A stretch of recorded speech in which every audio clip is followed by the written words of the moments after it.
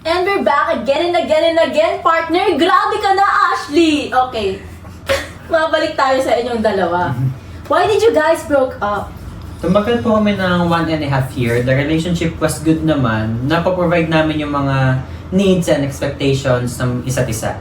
Para po kaming mature and nare-respect namin yung decisions and boundaries namin as individuals. Pero, ayun po, kahit gaano namin kaayos yung relationship namin, nagkaroon pa rin po kami ng conflict.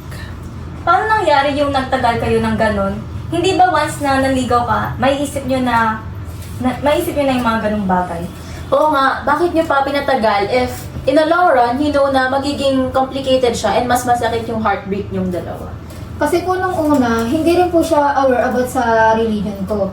Doon po kasi sa school namin, most of the seniors na Muslim, especially girls po, hindi po sila ganun ka-open sa iba about sa pagiging Muslim. So, para maiwasan yung pag-associate sa amin with negative stereotypes, kaya ang nangyari po ay inadapt namin yung subculture ng majority to blend in. Ano-ano naman to mga stereotypes na ito? So, madalas po, kami ina-associate sa terrorism, when in reality po, wala lang po sa religion ang pagiging terrorist. So, madalas din po namin naririnig na mapanganib daw po kami, hindi katiwa-tiwala, kaaway ng bayan, at kung ano-ano pa po. So, alam niyo po yun, parang unfair lang po. Kasi wala naman po akong ginagawa o wala naman po kaming ginagawang masama para matakot sila. Kaya nung senior year po, doon lang po ako napansin ni Adrian, since doon lang ako nag-start mag-ayos differently, nag-join po ako sa Kikay Subculture at nakisabay po sa iba. So, doon nag-start yung pagkakaroon ng hybridization. I mean, sa school nyo, ganun. Ano na naman yan, Blair? Tama na please! Eme! Okay, sorry na sis. So, ang hybridization kasi, or cultural hybridization, ay yung pag-join forces or pag-blend ng different cultures. Kaya nagre-result siya sa pag-form ng subcultures. So, nangyayari to when different cultures interact. Gaya nung nangyari kay Princess. So, di ba, based sa study ni Garcia Canclini, cultural hybridization can lead sa pag-replace or pagpapalit ng cultural identity, which is, it's a negative effect. At ang positive naman ay pwede rin itong mag-contribute sa reinvention ng cultures. So, ibig sabihin, this process is a blend of both traditional and modern cultural forms. Hindi natin sabihing hybrid culture ang kulturang Pilipino dahil influence ito ng different cultures na noong nag-colonize sa atin.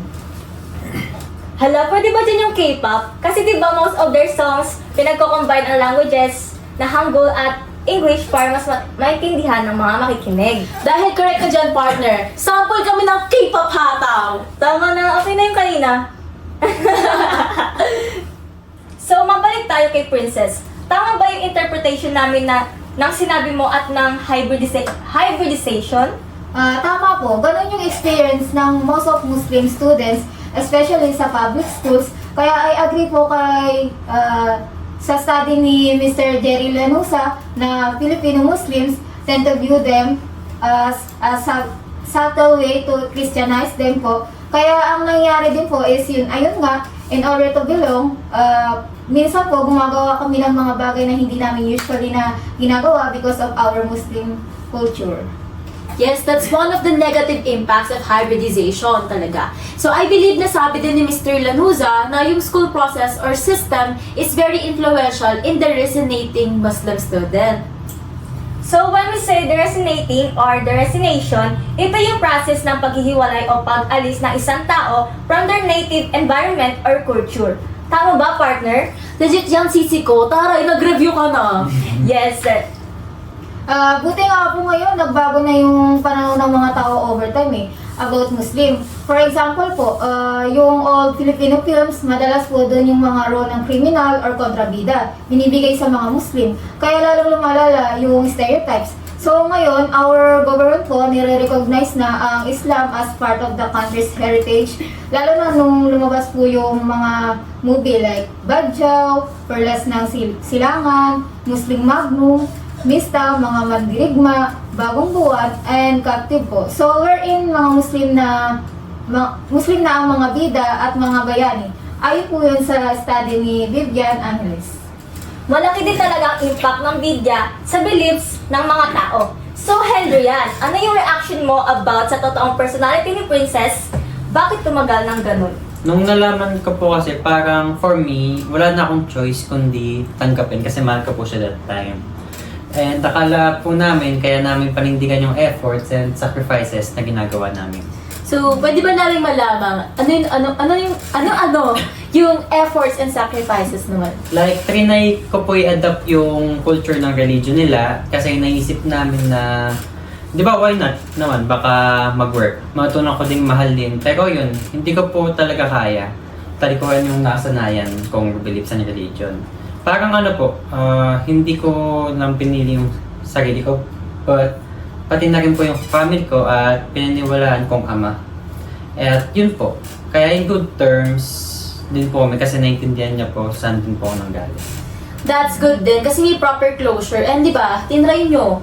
So, dahil you labeled yourself as Mr. Pogi, and we're talking about beliefs, behaviors, culture, subculture, can you share naman sa amin how can you relate to your appearance or aesthetics sa identity? Ba't di naman sinabi? May Q&A portion pala dito. Siyempre, hindi lang dapat pogi tayo dito. Dapat matalino din. At pogi lang eh. Challenge accepted po. Hindi naman tayo papayag na puro papogi lang, di ba? Madlang people. Di ba madlang people? Ayaw naman natin mapayag sa mga searchy Di natin. Erin, tagal sumagot. So yun nga po. According kay Mr. Mike Featherstone, if dati di ba concern yung mga tao sa character nila at kung sino sila inside, pero dahil sa study ni Mike Featherstone, naglabas sila ng new concept wherein ang tawag dun is self as performers. Wherein mas binibigyan ng halaga yung itsura at impressions na nakuha nila.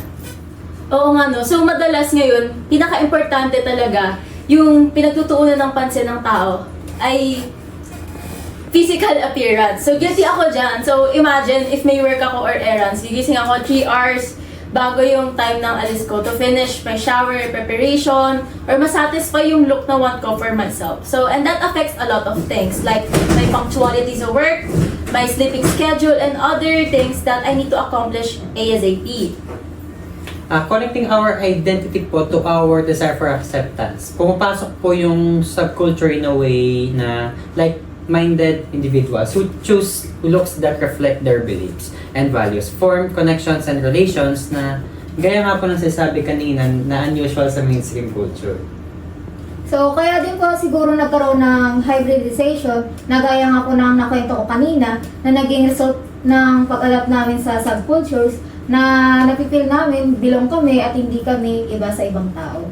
I think we can also say na one of the examples of aesthetics, sense of self, or aesthetic cult of the self ay yung pag-resort ng tao sa cosmetics or plastic surgeries at beauty enhancement because they believe na how they look will help them feel better about themselves.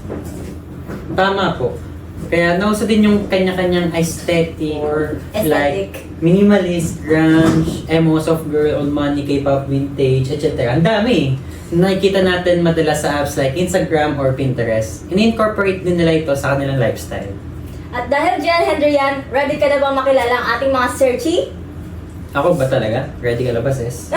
Talaga? Ready na po, Miss Ashley. So, magbabalik po ang Subculture for You.